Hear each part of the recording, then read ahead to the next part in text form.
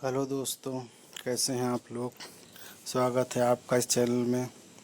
आज की वीडियो में हम डिस्कस करेंगे यूथ इलेक्ट्रिकल इंजीनियरिंग के मोस्ट इम्पॉर्टेंट क्वेश्चन जो आपके SSC JE, UP PCL JE, RRB JE और अदर कंपटीशन एग्ज़ाम के लिए मोस्ट इम्पॉर्टेंट है।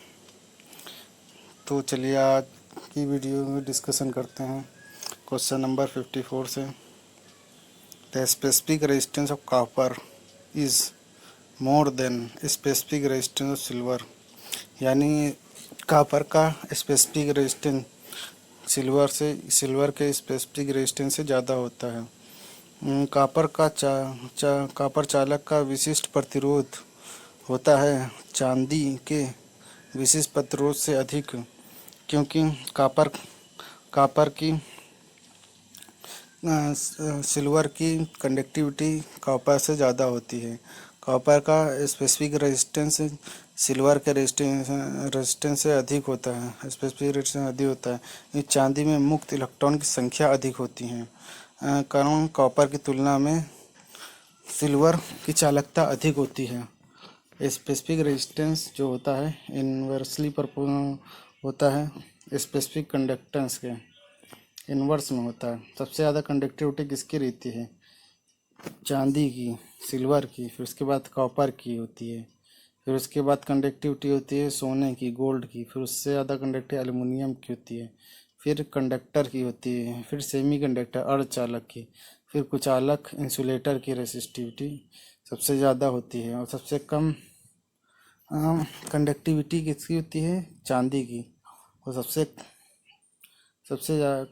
कम कंडक्टिविटी ज़्यादा कंडक्टिविटी चांदी की, सबसे कम कंडक्टिविटी होती है इंसुलेटर कुचालक की।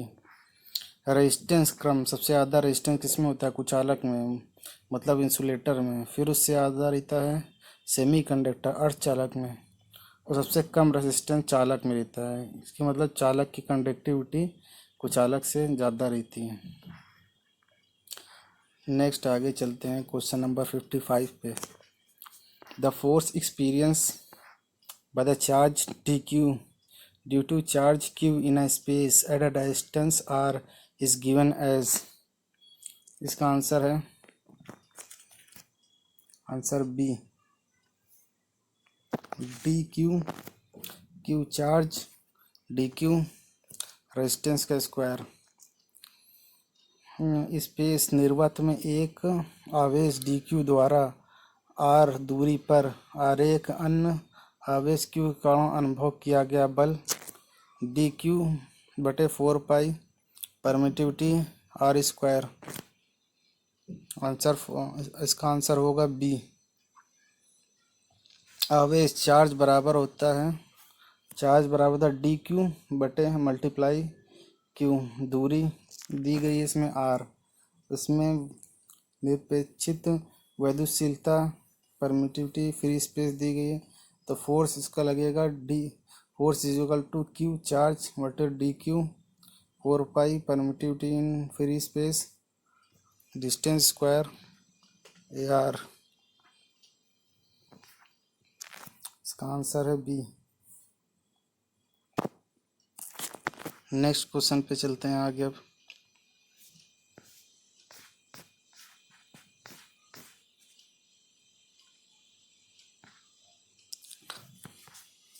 The slope of geographical representation of Ohm's law, which of the following component. Ohm के नियम का ग्राफ काल प्रदर्शन ढाल निम्न में से कौन सा घटक को प्रदर्शित करता है? इसका आंसर बी, रेजिस्टेंस प्रतिरोध। ओम के नियम का ग्राफिक प्रदर्शन ढाल रेजिस्टेंस प्रदर्शित करता है। जैसे V और I के बीच में लाइन जाएगी, वोल्टेज होगा आपका वर्टिकल कंपोनेंट में और करंट होगा आपके हॉरिजॉन्टल कंपोनेंट में। यहाँ एंगल बीच में लीनियर लाइन जाएगी। ओम्स लॉ लीनियर फॉलो करता है, लीनियर सर्किट फॉलो करता है, नॉन लीनियर नहीं फॉलो करेगा। जिसका फॉर्मूला है V is equal to I R V I is equal to constant.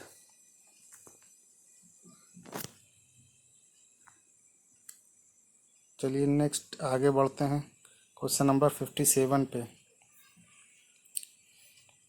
57 क्या कहता है, electric field intensity at any point is equal to, किसी बिंदु पर वैद्युत क्षेत्र की तीव्रता क्या होती है, पोटेंशियल ग्रेडियंट एट पॉइंट, उस बिंदु पर विभव प्रवणता के बराबर होती है। इसका आंसर आएगा ए।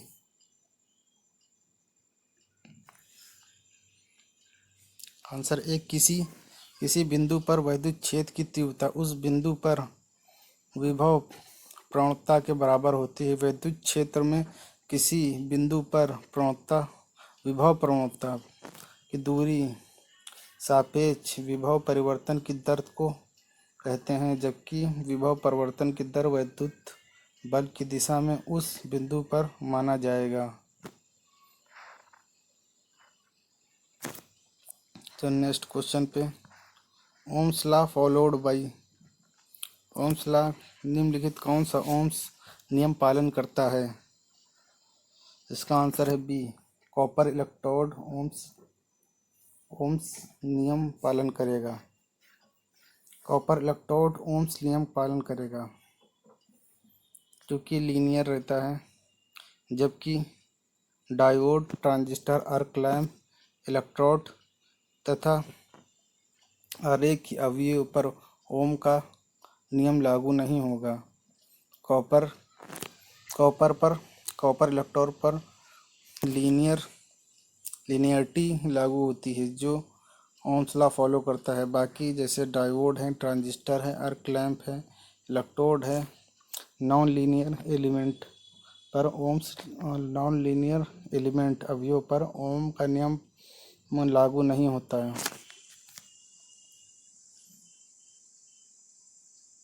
चलिए आगे बढ़ते हैं। 3 wire have a conductance 2, 3, 6 mho respectively are connected in a parallel in a circuit. The equivalent resistance in circuit will be, 3 conductance दिए गए हैं, पैरेलल में कनेक्ट हैं, तो उसका इक्विवेलेंट रेजिस्टेंस क्या होगा। यदि 3 तारों की चालकता 2, 3, 6 मोह है और वे समांतर संयोजित की गई हैं, तो परिपथ में कुल प्रतिरोध होगा, कितना होगा। जैसा कि हम जानते हैं कंडक्टेंस जो होता है रेसिस्टेंस के इन्वर्स में होता है, तो रेसिस्टेंस की वैल्यू कितनी आएगी, रेजिस्टेंस की वैल्यू आएगी 1/कंडक्टेंस। तो G1 की वैल्यू आएगी 2 मोह, G3 के 3 मोह, G2 की 3 मोह, G3 की 6 मोह। अब कंडक्टेंस का पैरेलल में जब कनेक्ट करेंगे तो वो इन्वर्स में रहता है, तो कंडक्टेंस सीरीज में यहाँ पे इंक्लूड करा जाएगा। 2 ओम, 3 ओम, 6 ओम इज इक्वल टू प्लस करेंगे तो क्या होगा 11 मोह। अब इसको रेजिस्टेंस में कन्वर्ट करेंगे, जी की वैल्यू यहाँ रखेंगे तो रेजिस्टेंस की वैल्यू आएगी 1/11 मोह। आंसर इसका आएगा सी।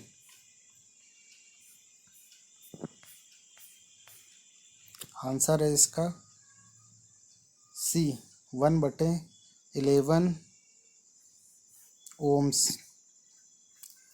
और कंडक्टेंस कितना आएगा इज इक्वल टू 11, ये इसका रेजिस्टेंस ओम में। चलिए क्वेश्चन नंबर 60 की तरफ बढ़ते हैं आगे।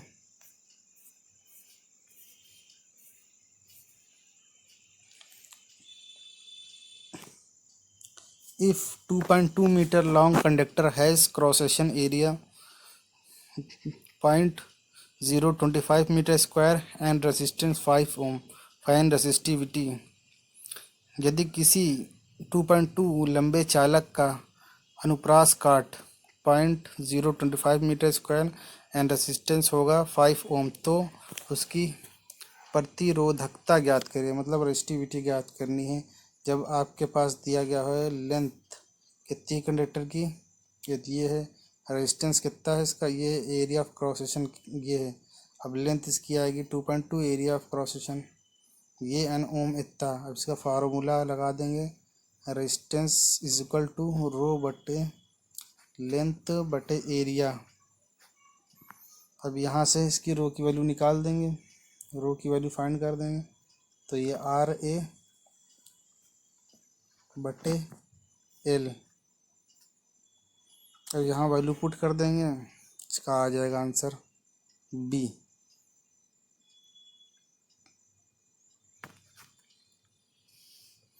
.057 ओम मीटर।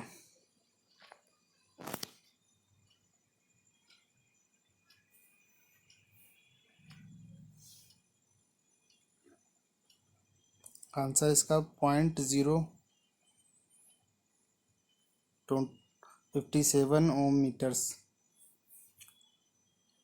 Answer B. चलिए आगे बढ़ते हैं क्वेश्चन नंबर 61 की तरफ।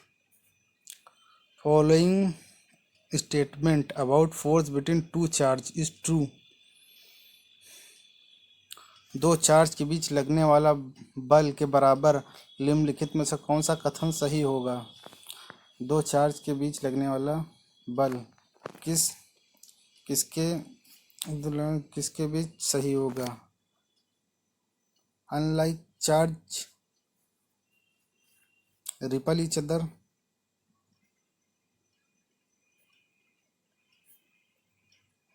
Unlike charge ripple each other,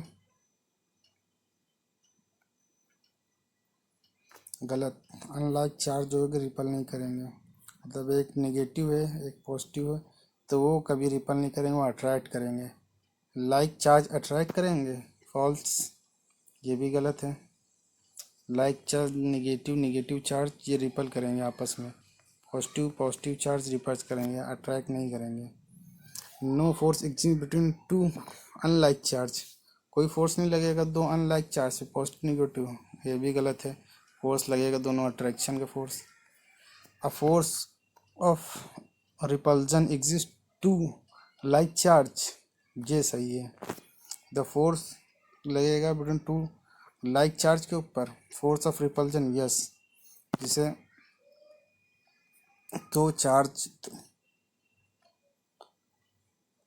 दो लाइक चार्ज हैं नेगेटिव, तो इनके बीच में लगने वाला फोर्स जो है फोर्स ऑफ रिपल्जन लगेगा। असमान आवेश एक दूसरे को प्रतिकर्षण करते हैं, ये गलत होगा। समान आवेश एक दूसरे को आकर्षित करते हैं, ये भी गलत होगा। दो असमान आवेश मध्य कोई बल नहीं लगता है, ये भी गलत होगा। दो समान आवेश के बीच एक प्रतिकर्षण बल मौजूद होता है, ये सही है। तो आंसर आएगा इसका आंसर नंबर डी।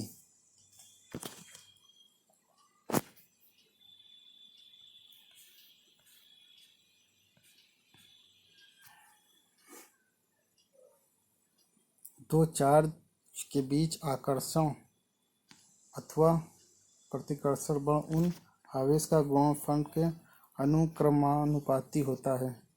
दो चार्ज के बीच आकर्षण विकर्षण बल आवेश के बीच की दूरी के वर्ग इनवर्सली में होता है। फोर्स होता है तो चार्ज के डायरेक्टली प्रोपोर्शनल होता है, Q1 × Q2, और रेसिस्टेंस के स्क्वायर के इनवर्सली प्रोपोर्शनल होता है। तो फोर्स का फार्मूला आएगा ये न्यूटन।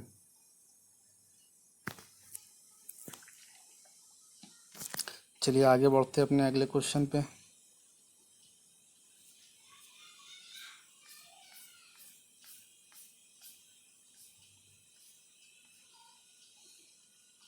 अगला क्वेश्चन 62 है।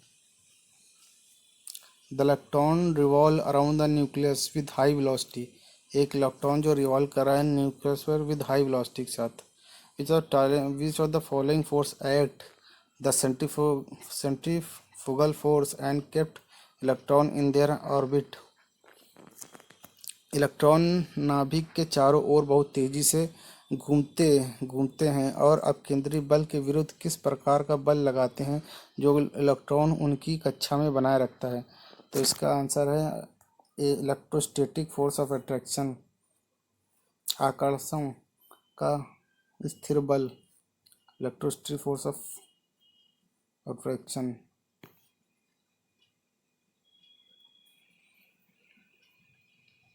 इलेक्ट्रॉन नाभिक न्यूक्लियर चारों ओर बहुत तेजी से घूमते हैं तो सेंट्रीफ्यूगल फोर्स के विरुद्ध आकर्षण स्थित वैद्युत इलेक्ट्रोस्टैटिक बल लगता है जो इलेक्ट्रॉन उनकी कक्षा में बनाए रखता है। इलेक्ट्रॉन की नाभिक के चारों ओर चक्कर लगाता है जिस पर अपकेंद्री बल सेंट्रीफ्यूगल फोर्स कार्य करता है। इस बल के कारण नाभिक इलेक्ट्रॉन पर स्थित वैद्युत आकर्षण का बल लगता है जो इलेक्ट्रॉन कक्ष को नहीं छोड़ पाता और इलेक्ट्रॉन कंटिन्यूस कक्षा का चक्कर लगाता रहता है। इलेक्ट्रॉन ऋण आवेश होता है, इलेक्ट्रॉन निगेटिव चार्ज होता है। चलिए आगे बढ़ते हैं क्वेश्चन नंबर 63 पे। Difference between item and ion. Item और आयन के बीच में क्या डिफरेंस होता है? एक परमाणु और एक आयन में अंतर क्या होता है? Ion are charge particle. Ion जो होता है एक चार्ज पार्टिकल, जबकि atom is a neutral whole. Ion हमेशा चार्ज कम होता है जबकि परमाणु पूर्ण रूप से उदासीन होता है। आयन जो रहता है पॉजिटिव में या निगेटिव में चार्ज रहेगा, जबकि एटम क्या रहता है? होल, पॉजिटिव निगेटिव दोनों रहता है, तो इलेक्ट्रिकली न्यूट्रल रहता है।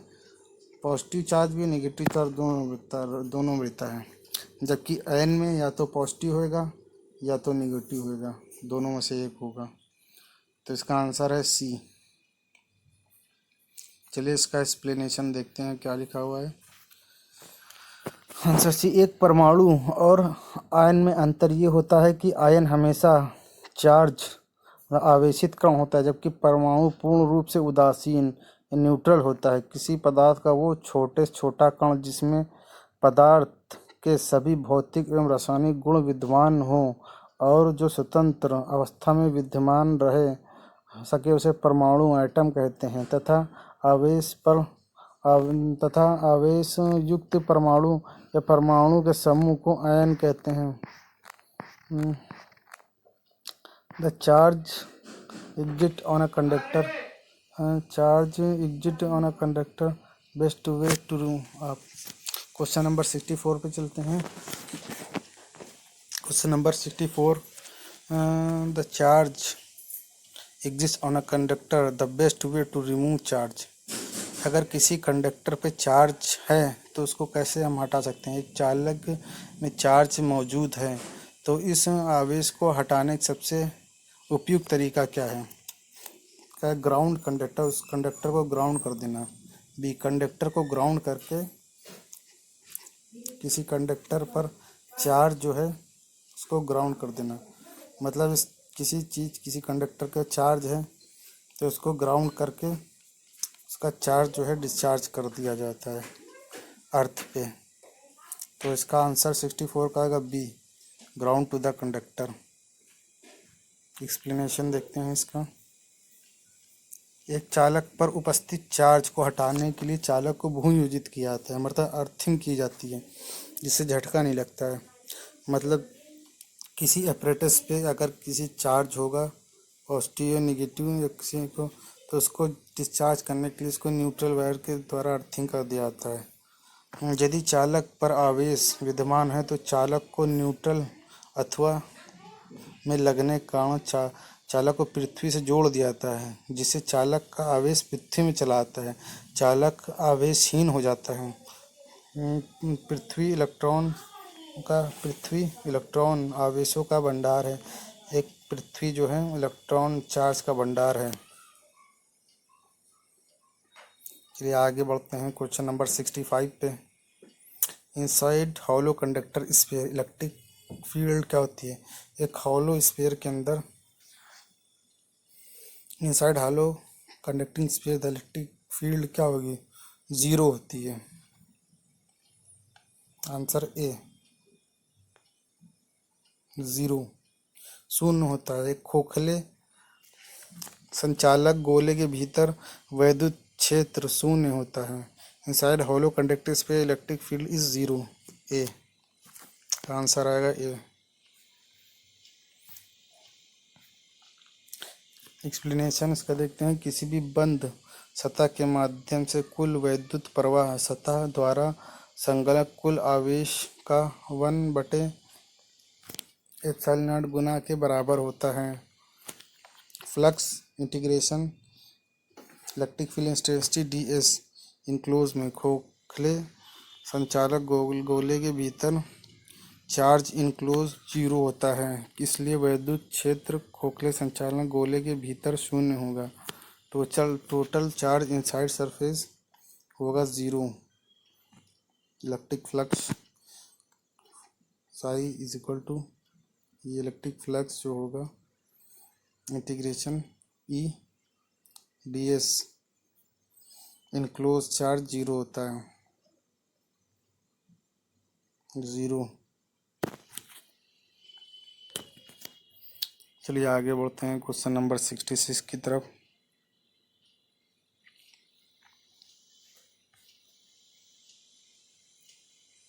Midway between two equal and similar charge, the third charge and similar charge is placed, then third charge क्या होगा? दो समान और एक रूपी आवेश के मध्य में तीसरा समान एक रूपी आवेश को स्थापित किया जाता है तो तीसरा आवेश क्या होगा? रिमेन इन स्टेबल इक्विलिब्रियम होगा। रिमेन स्टेबल इक्विलिब्रियम स्थायी अवस्था में होगा। आंसर इसका आएगा ए। दो समान और एक रूपी आवेश के मध्यम तीसरा समान और एक रूपी आवेश को स्थापित किया जाएगा तो तीसरा आवेश स्थायी अवस्था में होगा। मतलब तीसरा चार्ज जो है स्टेबल स्टेट में होगा हमेशा। चलिए आगे बढ़ते हैं क्वेश्चन नंबर 67 पे। If atom lose one more electron, कोई एटम है तो इट बिकम क्या होगा? इलेक्ट्रिकली पॉजिटिव होगा, वैद्युत धनात्मक। यदि एक परमाणु एक या एक से अधिक इलेक्ट्रॉन खोता है तो क्या बन जाता है? वैद्युत धनात्मक। मतलब एक एटम है में होते हैं पॉजिटिव चार्ज और निगेटिव चार्ज होता है। देखिए इसमें इलेक्ट्रॉन को निकाल लिया जाए बाहर तो क्या बचेगा उसमें? पॉजिटिव चार्ज, इलेक्ट्रिकली पॉजिटिव, वैद्युत धनात्मक। आंसर होगा इसका बी 67। चलिए इसका एक्सप्लेनेशन देखते हैं।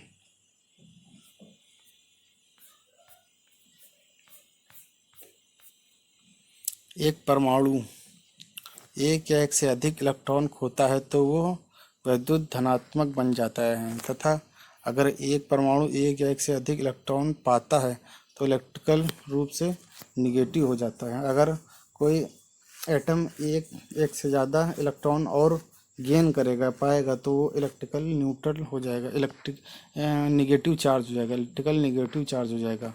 क्योंकि इलेक्ट्रॉन पर निगेटिव चार्ज रहता है इसलिए यह जोड़ने पर किसी भी परमाणु को निगेटिव चार्ज कर देते हैं तथा निकलने पर किसी परमाणु को धनावेशित पॉजिटिव चार्ज कर देते हैं।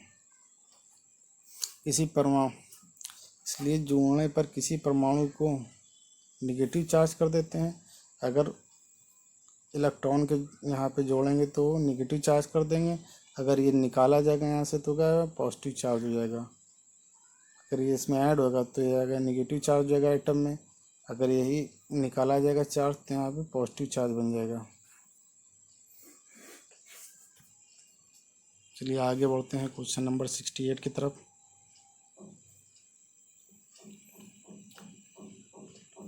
Which of the following pair of arrows show wrong direction force between charge?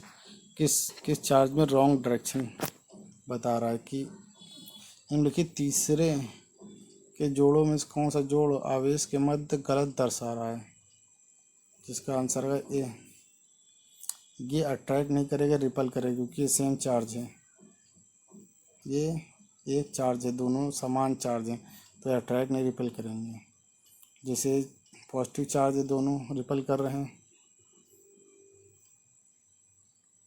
तो ये इसका आंसर ये गलत होगा। ये सही होगा। ये पॉजिटिव निगेटिव ये अट्रैक्ट करेंगे और डी वाले रिपल करेंगे, तो इसका आंसर है आंसर ए।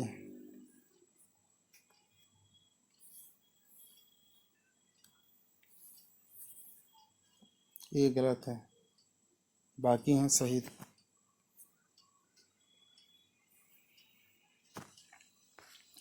ये दो समान आवेश के मध्य प्रतिकर्षण बल लगता है तथा दो असमान आवेश के मध्य आकर्षण बल लगता है। अर्थात दो समान आवेश के मध्य कभी भी आकर्षण बल नहीं लगता है। तो सिमिलर चार्ज केवल कभी आकर्षण मतलब अट्रैक्टिव फोर्स नहीं लगता है। दो असमान आवेशों के मध्य कभी भी प्रेशर फोर्स नहीं लगता, तो ये गलत है इसका। दो समान चालक के बीच अट्रैक्शन फोर्स नहीं रिपल्सन फोर्स लगता है। आगे चलते हैं 69 पे। Electric field from A to B. Electric field A से बी तक विल बी क्या होगी? ए से बी तक वैद्युत क्षेत्र क्या होगा? इस ग्राफ में ए से बी तक जाएंगे, अंदर से सेंटर से ऊपर की तरफ जाएंगे, तो इसकी क्या होगी? इलेक्ट्रिक फील्ड जो है घटेगी, डिक्रीज होगी। तो आंसर इसका आएगा बी।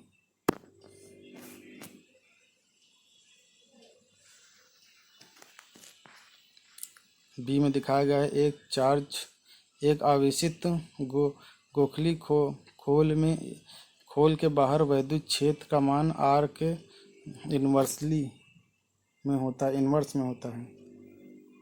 ये चार्ज जो है ये इसके इन्वर्स में होता है। आर बढ़ेगा, ई का मान घटेगा। जैसे जैसे रेडियस बढ़ेगा वैसे इलेक्ट्रिक फील्ड जो है घटेगी। मतलब इनसाइड स्फीयर पर इलेक्ट्रिक फील्ड ज़्यादा होगी, इनसाइड इलेक्ट्रिक फील्ड ज़्यादा होगी। जैसे जैसे ये बढ़ाते आएंगे वैसे इलेक्ट्रिक फील्ड घटती आएगी। तो इलेक्ट्रिक फील्ड जो रहती है इन्वर्सली प्रोपोर्शनल जो रहती है 1/r के स्क्वायर की। जैसे जैसे रेडियस बढ़ेगा वैसे वैसे इलेक्ट्रिक फील्ड जो है घटती चली आएगी। स्फीयर के आउटर सरफेस पर इलेक्ट्रिक फील्ड कम होगी और इनसाइड पर ज़्यादा होगी। आर का मान अधिकतम होने पर ई का मान लगभग 0 हो जाएगा। हाँ, आर का रेडियस का मान जितना अधिक होगा इलेक्ट्रिक फील्ड का वैल्यू 0 हो जाएगा उस पर, अधिकतम मान पर। चलिए आगे बढ़ते हैं क्वेश्चन नंबर 70 पे। Coulomb's law for force between electric charge closely resembles. मतलब Coulomb's law force of electric charge किसके समान रहता है? वैद्युत आवेशों के बीच बल के लगने वाला बल कूलम का नियम किसके सदृश होता है? तो ये होगा न्यूटन्स लॉ ऑफ ग्रेविटेशन के, डी। कूलम्स लॉ जो होएगा न्यूटन्स लॉ ऑफ ग्रेविटेशन के समान होगा।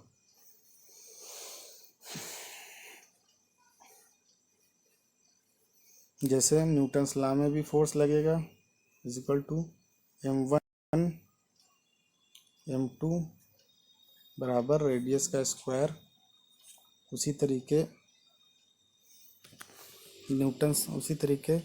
कूलम्स लॉ का भी फॉर्मूला सेम होगा।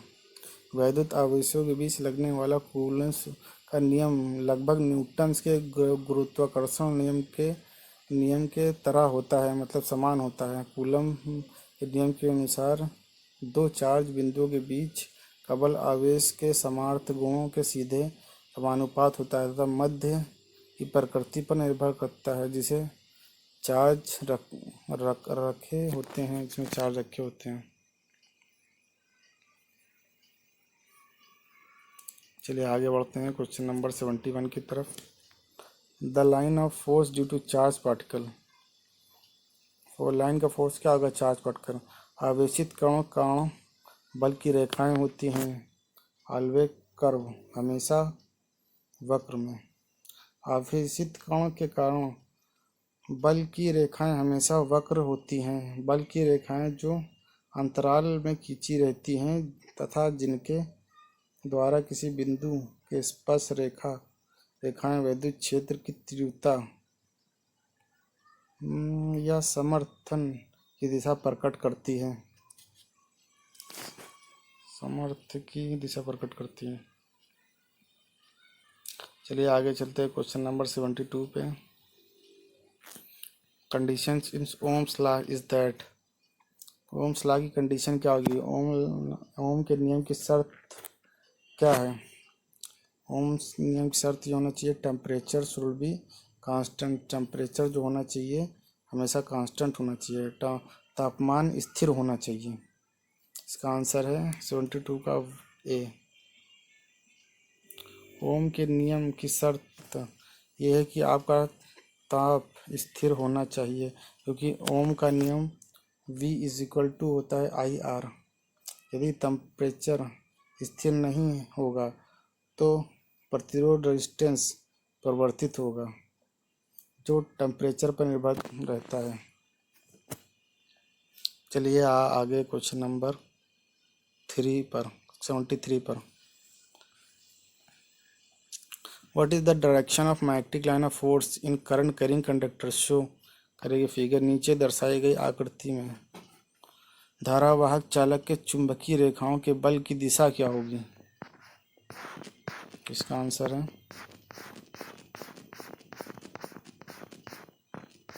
आंसर बी, एंटी क्लॉकवाइज, घड़ी की विपरीत दिशा में।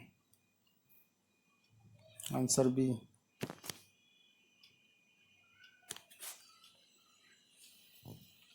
फ्लेमिंग के बाएं हाथ के नियम के अनुसार धारावाहक चालक में चुंबकीय रेखाओं के बल की दिशा घड़ी की विपरीत दिशा में होगी, मतलब घड़ी के एंटी क्लॉकवाइज डायरेक्शन में होगी। चुंबकीय बल रेखा एक ऐसा निष्कोण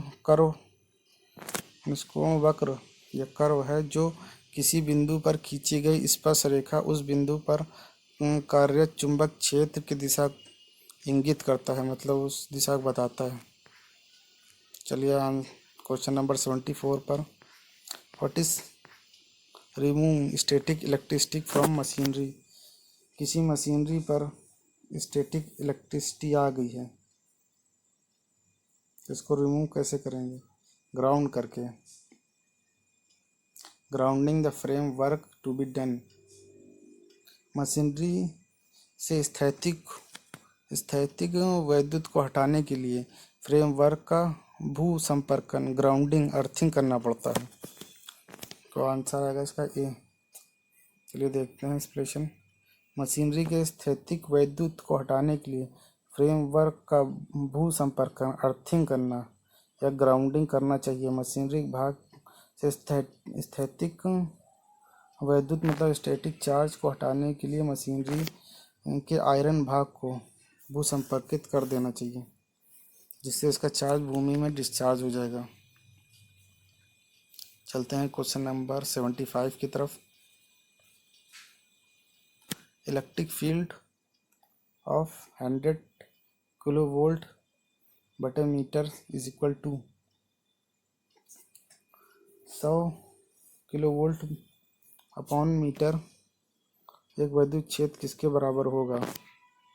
100 किलोवोल्ट मीटर बराबर होगा, इसमें किलो की खोलेंगे वैल्यू, किलो की 1000, मीटर की करेंगे मिलीमीटर में, ये कट जाएगा।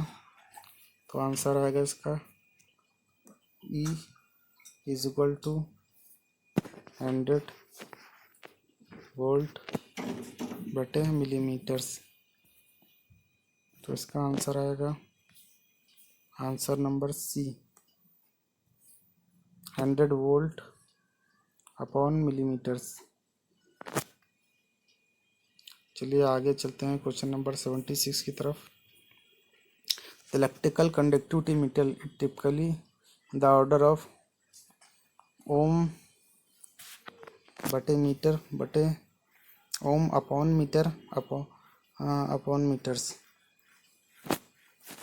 क्या होगी? Electric conductive meters typically in the order of upon ohm meter में कितनी होगी? तो इसका आंसर आएगा ए, 10⁻⁷ अपॉन ओम मीटर। वैद्युत की वैद्य चालकता विशिष्ट रूप से 10⁻⁷ क्रम में होगी, ओम माइनस मीटर माइनस, क्या आएगा आंसर ए।